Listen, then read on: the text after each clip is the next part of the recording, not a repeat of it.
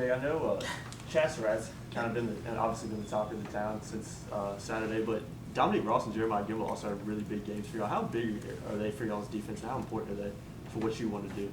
Yeah, I mean, Jeremiah is a young man that we really trust. He's really smart and is playing really well. And I think when fundamentally he plays well, he's a really good player. You know, there's been some games where fundamentally I think he hasn't been as in line as we want him to be. I thought Saturday fundamentally was his best game. You just, moving like a linebacker, be under control. We use one of Coach Wooden's lines, be quick but don't hurry. And I thought he did that Saturday better than he's done since probably Clemson. Dominique Ross it was a really cool deal. I mean, we basically moved him and said, look, you got to figure this out in 3 days and before the Clemson game to get our best guys out there. And he's done a great job. And now we do everything with him. And super talented, good player, physical. So yeah, I mean, all three of those guys. And I mean, Jason Strobridge was a one-man gang at times. So I mean, I think those 4 kids all contribute really, really big to us. The guys were pretty excited to talk about pop pass, how you told them basically the play you thought that Duke was going to run. Miles even went to the extent of saying that Duke ran in 2016 and they ran against Army, I think it was last year. How far back do you go to find tendencies and little wrinkles like that?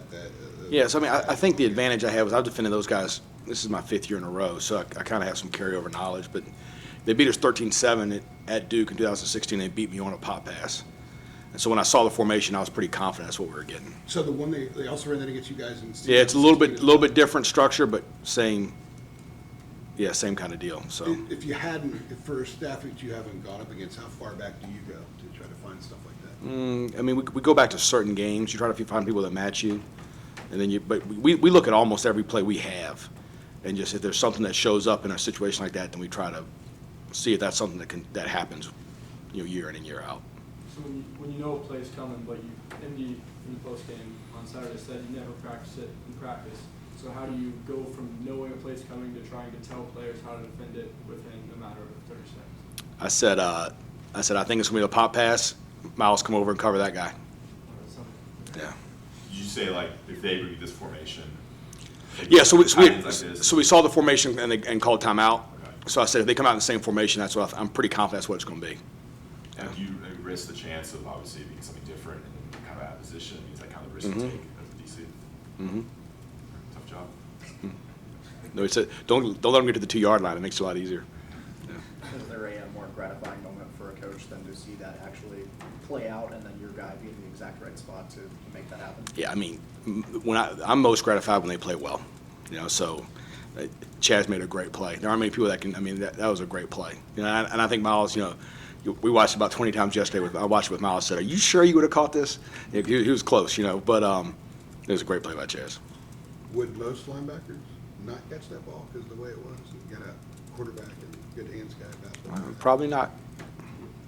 Really good ones would. Yeah. You spoke on Dominique Ross. I mean, earlier he didn't play as much earlier in the season. He went to the kind of the 3 linebacker thing. Can you speak a little more to what he does for y'all at the versatility of position and obviously a huge game? Yeah, so I always thought he was one of a handful of our best players, and it was just a matter of getting him.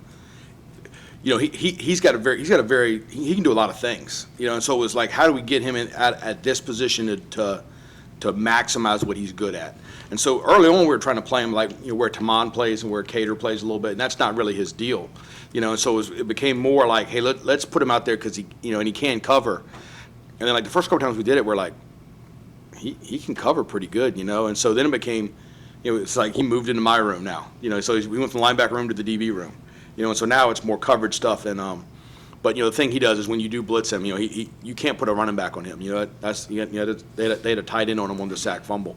You need to put an offensive lineman on him. And so there's only 5 old linemen. So if one of them's going to him and one of them's going to Mon, there aren't many left for the other guys.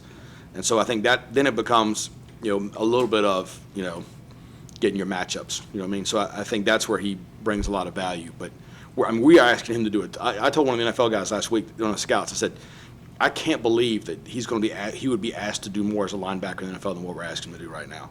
So, I mean, he's really playing a high level. I mean, he's playing some nickelback, right? You'd call that nickelback, along with linebacker. Mm-hmm. We basically just, if we want to play nickel, we just leave him in. Yeah. That makes you really smart. You can do that. If you all are able to get Miles back in the next couple of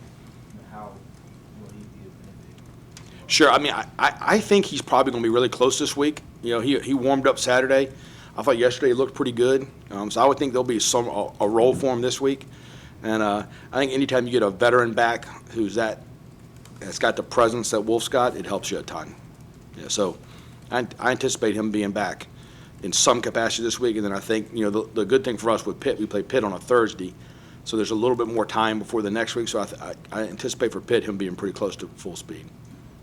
Update on Morrison as well along those lines? I mean, I think we're kind of hoping for Trey. We're probably a little more confident with Wolf, but we will see how the week goes. Storm Duck goes out first play. What did you say to Hollins, and how well was he prepared, and how well did he play? Yeah, what a great story, right? I mean, that kid. I mean, I love that kid, and he is super talented. You know, we've been trying to find him a home for a while, and so about 2 weeks ago, I said to Dre, I said, look, let's put him at corner. Let's teach him. Let's put him at boundary corner. You know, it's not as complicated. And then he started, you know, here's the thing about DeAndre Hollins. Like, I give him a test on Fridays. When he turns his test in, every week it's the best. Like, he is a really bright kid. And so I knew he knew what to do, but, you know, knowing what to do and then going out there in front of that many people and doing it is different. So, I mean, I looked right at him. I said, here we go, my man. And he did a great job. And I'll tell you what, I don't know if you talk about, like, gratifying moment, like, for him to go out there and play the way he did, that's a gratifying moment, right? That was awesome. And I mean, he's going to be a really good player going forward for us. What are the Friday tests? So, like, you know, like in college, you get a test. So it has, like, questions, and you have to answer it. Yeah. So I give the DBs a test, like, on the opponent. Like, hey, what do they do in this formation, this coverage, you know what I mean? Is it like written or? Yeah, it's like written. So I do it on, we have an app that we give it to them. They can do it online or they do it handwritten. Most of them do it handwritten. True, false, multiple choice? No true falses. What was your major here, Ross? History major. History major. Gotcha. All right. So there's no true false like a history major, but it's more short answer and fill in the blank kind of stuff. You know what I mean? So no essays. Embarrass us with one of those tests one of these days. Just to Yeah, you guys would struggle. See what we do Yeah. now. You guys would struggle. Yep. I look forward to it. Okay.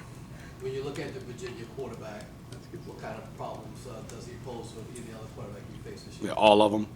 Yeah. I mean, he is a tremendous player. Like, somebody asked me about him, I think, after the game or something, and said, you know, I think it's a real discredit to the kid to talk about his running, because he does run really well, but he can do everything. He can throw it. He knows where to go. He is not fooled in coverage.